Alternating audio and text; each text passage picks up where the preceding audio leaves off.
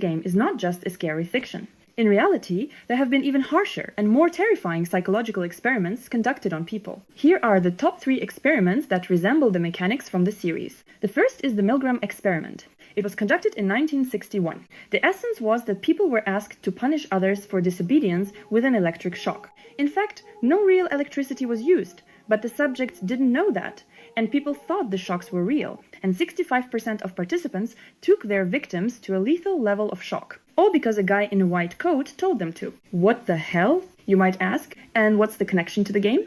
There were also people in masks there who were just following the rules. It creates the feeling that the responsibility isn't really yours, which leads to extreme violence. When such a system exists, a person almost stops being a person. Like, it's not me, I'm off the hook. The second is the prison experiment, where kids were randomly divided into prisoners and guards, and by the second day, the guards started humiliating and torturing the prisoners. By the 6th day, the experiment was stopped completely because the participants were at risk of a mental breakdown. The third, and in my opinion the harshest, is Darren Brown's experiment. The point is that a volunteer takes part in an event where everything is staged. He is pushed into making small moral compromises until he faces a difficult choice, to throw a person off a roof or not.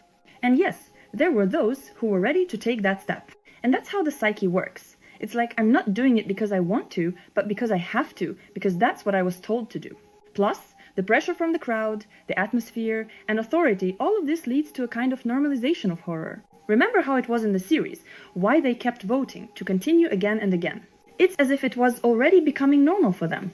We're used to thinking that Squid Game is just fiction, but in reality, it's already been proven in real life that you'll be willing to do anything if there are masks, rules, and the illusion that you're somehow not to blame.